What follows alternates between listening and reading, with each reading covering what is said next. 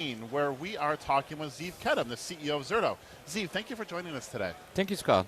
So IT resilience is really the mantra that Zerto is pushing really hard, with good reason. Can you tell us basically how Zerto defines IT resilience?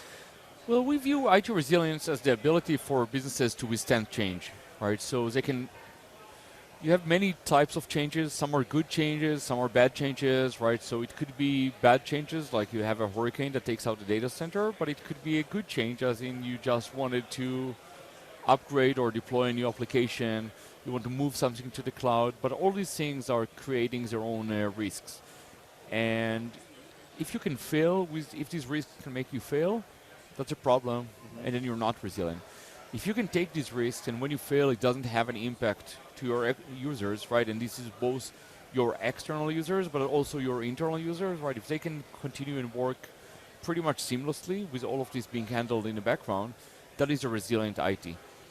And that's why it's so important for businesses, because they don't know what's going to happen. They don't know when the next disaster is going to strike, and they need to be able to be flexible when it comes to new business plans. So IT resilience is a pretty key thing across the spectrum. Yeah, and it's even more important today because they're going through this massive transformation. Every business is transforming. You can call it digital transformation, business transformation, IT transformation, but it's all in a state of change, and that change has a lot of moving parts, and these moving parts can cause failures.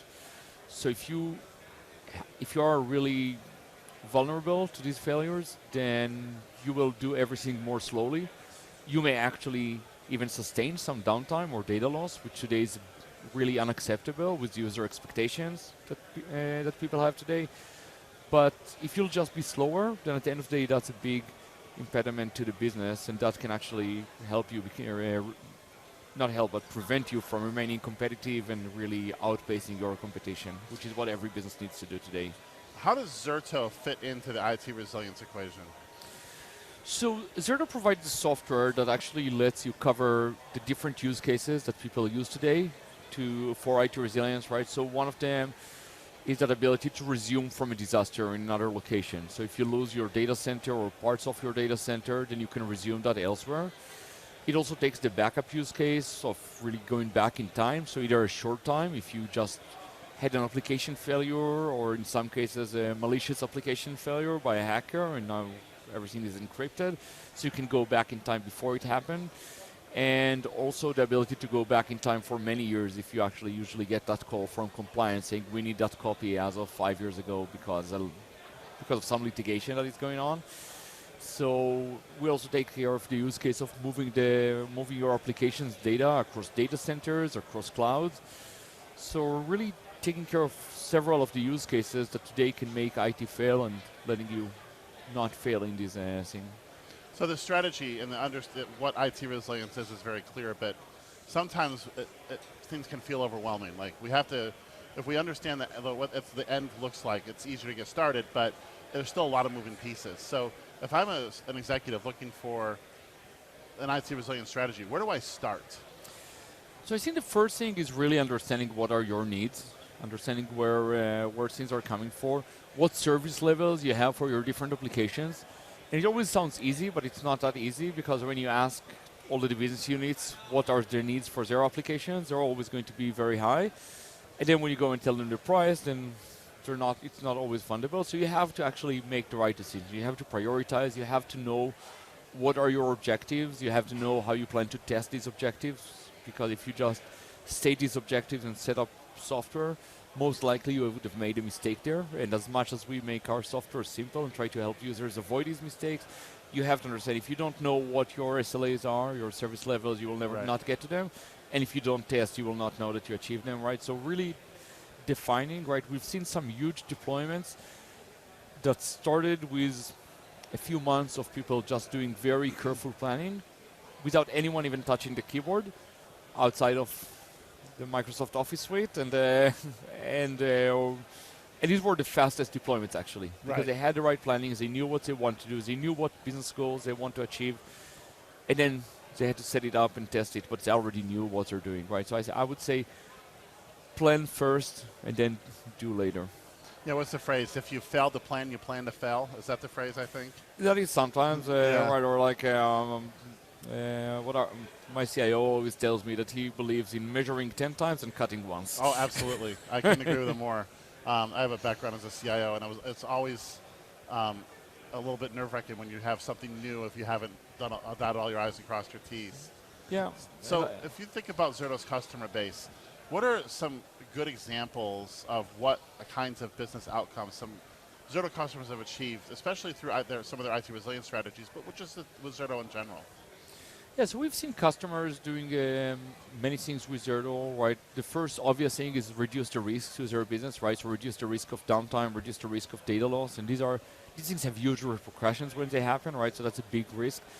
And most enterprises don't even realize how unprotected they are until you ask them, okay, if you test once a year, how much did your environment change during that year? Right. And how successful even were these tests, right? Because they don't pass in flying colors even after months of preparation, right? So we believe if you want to reduce the risk of something happening unexpectedly, you pretty much also have to be able to test it unexpectedly. So that's one thing, right? The other thing is the ability to move workloads around. We see a lot of enterprises that made, for example, acquisitions or just needed to move their data centers or they want to move something to the cloud. And it sounds easy, but it's not because they cannot afford the downtime. You can turn everything down, move, and then turn it back on. So it's right. So moving workloads around data centers and cloud, that's a great way that we help our customers. And then last but not least, enterprises have a cloud journeys. They usually have these multi-year cloud goals, but it's very difficult to get them. So we can help them accelerate in their cloud journey, both in providing new use cases, how you can use the cloud for disaster recovery, for backup, for data protection, which are really great first steps to get there and really can help them already get some of their cloud goals and use things that just make sense to do. As well as when they have these workloads that they want to move to the clouds, and we take care of moving natively into every cloud and all of this migration and mobility, right? That really helps them. So reducing the risk, moving workloads around, and accelerating the cloud journey. These I would say are the three major topics where we help our customers. Very good. One last question. So I've been watching Zerto pretty much since the beginning, 2009, 2010, right? So, Right. Tech Field Day, watched all that stuff because I've participated in lots of those. How gratifying is it to see this week? This your biggest ever user conference. It's got to be a lot of pride in that. There is a lot of pride. Even this time I did something which I've not done before, right? And I actually flew my father over from Israel just so that he can see it. Right? I saw that in the keynote. That was really nice to see. A nice touch. Yeah, and he was all excited. I mean, he's probably pretty proud, isn't he? Yeah, and he's an infrastructure guy. I mean, he ran the operations of EMC Israel, right? So he was managing all of that, right? So he knows the space, and he definitely did some brushing up on the Zerto things before coming. But yeah, for me, I'm proud. I'm proud of the company. I love the company. I love what we achieve. I love the interaction with the customers. Love the interaction with the partners. And I was glad that I was able to let him share some of that excitement because he always hears about it from myself, from my brother, Oded, who's the co-founder and chief architect. But seeing it in firsthand is very different, right? So yeah, I really feel proud of what we did, but I still think that this is just one of the first steps, right? I mean, I know that we grew to be big, but I think that there is a lot of room to grow, and it only depends on us in here. Well, congratulations on the success. I know that it's a hard. You guys have been a success story in what can be a hard-fought battle sometimes. It is always, everything is a hard-fought battle, right? When you go and zoom out and look at the big picture, it always looks like a clean thing. Yeah. But it's a battle every day. But that's what I do. That's what I love. That's what gets me out of bed every morning. Is loving what I do here. One of the phrases I like is, "It took me 10 years to become an overnight success." No, you guys have done a great job. Thank you so much. Thank you so much. Appreciate that. And thank you for watching. And join us back in some amount of time here, in about 15 minutes for our panel discussion with a number of Zerto folks that we'll be talking about Zerto 7. Some of the key needs of CIOs in the 2020 era, and much more. Thank you for watching.